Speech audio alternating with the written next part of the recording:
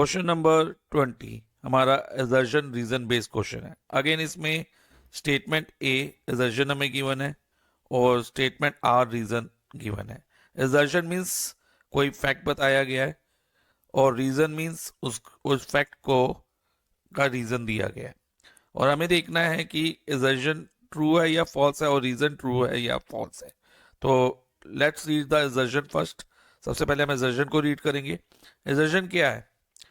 If the coordinates of midpoint of side of AB and AC, midpoint of the coordinate of side AB ये हो गई, side AC ये हो गई, of triangle ABC।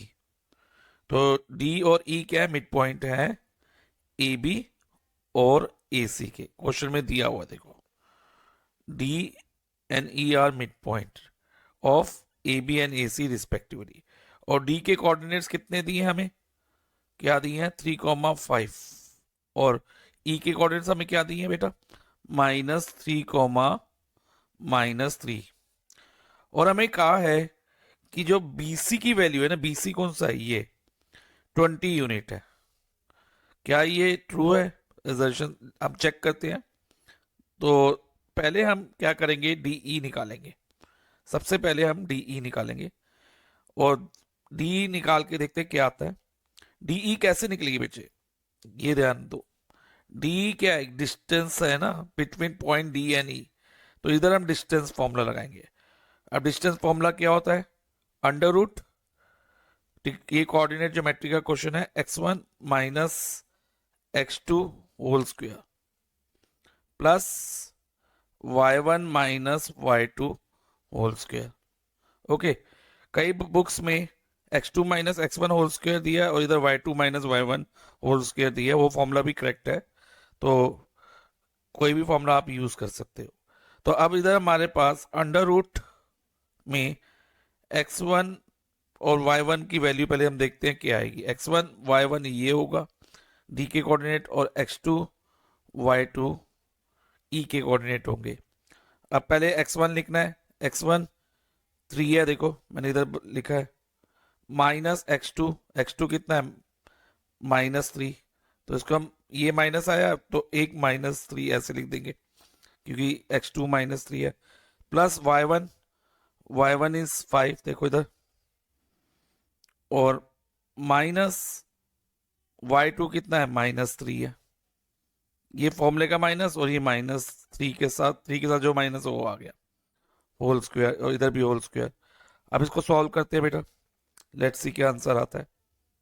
Okay, तो 3 + 3 whole square और 5 minus +3 whole square. अब देखो बच्चा, 3 + 3 6 होल स्क्वायर और इधर 8 होल स्क्वायर। 6 का स्क्वायर 36 होगा और 8 का 64। ओके, तो ये आ गया अंडर रूट ऑफ 100 और स्क्वायर रूट ऑफ 100 क्या होता है? 10। तो 10 यूनिट हमारी DE आई।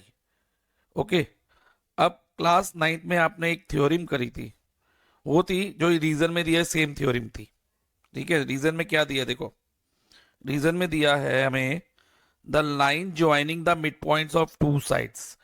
लाइंस कौन सी लाइन ज्वाइन कर रही है टू साइड्स को? DE of two side of a triangle. Two side of a triangle कौन सी? टू साइड्स AB और AC के मिड पॉइंट को DE ज्वाइन कर रही है। इस पैरेलल टू थर्ड, और DE क्या होगी? थर्ड साइड के पैरेलल होगी, थर्ड साइड के पैरेलल होगी और equal to half of it, और DE हाफ ऑफ BC होगी। ठीक है, तो ये स्टेटमेंट हम यूज करके ही इसकी BC की वैल्यू निकालेंगे। तो DE पैरेलल टू BC का तो यूज नहीं है इसमें, लेकिन इसकी जो equal to half of it है ना, कि जो ये लाइन सेगमेंट DE है ना, वो क्या है बच्चे? हाफ ऑफ BC है, हाफ ऑफ BC है। अब हमारा DE तो कितना निकला है बताओ जरा? DE आया हमारा 10 unit. 10 is equal to BC/2। और अगर मुझे BC की वैल्यू निकालनी है तो क्रॉस मल्टीप्लाई। अब BC × 1 क्या होगा? मैं यहां लिख देता हूं, BC होगा कि 1 × any number is same number, और 10 मल्टीप्लाई 2 20, तो 20 यूनिट बीसी की वैल्यू आ गई। और एजर्शन में यही दिया है बीसी की वैल्यू, यस सर यही दिया है। तो इसका मतलब एजर्शन तो ट्रू है, और रीजन हमने सेम रीजन यूज किया इधर इसको बीसी की वैल्यू निकालने के लिए, तो हमारा रीजन भी ट्रू है और इसकी एक्सप्लेनेशन भी इसमें ही आई हमारी। तो ऑप्शन सी और डी तो क्रॉस कर दो, क्योंकि एक में कहा है कि रीजन फॉल्स है, दूसरे में कहा है कि एजर्शन फॉल्स है, तो दोनों में से कोई भी फॉल्स नहीं है, दोनों ही ट्रू है। अब ऑप्शन ए और बी में से हमारी ऑप्शन रहेगी। तो ऑप्शन ए क्या कह रही है, assertion A and reason are true, ठीक है। और ऑप्शन बी भी यही कह रही है, both assertion A and reason are true. लेकिन फर्क क्या है दोनों स्टेटमेंट में, एजर्शन जो स्टेटमेंट ए है उसमें हमें दिया है, जो ए वाली ऑप्शन है उसमें दिया है reason R is a correct explanation of A. क्या ऐसा है? यस, इसकी एक्सप्लेनेशन से ही तो हमने बीसी निकाली है, इसी थ्योरम को यूज करके ही हमने बीसी की वैल्यू निकाल रही है। तो ऑप्शन ए हमारा आंसर रहेगा। और ऑप्शन बी में क्या is not a correct explanation, ऐसा तो नहीं है, करेक्ट एक्सप्लेनेशन थी, तो ऑप्शन बी नहीं हमारा आंसर होगा। फाइनली हमारा आंसर क्या रहा? Option A.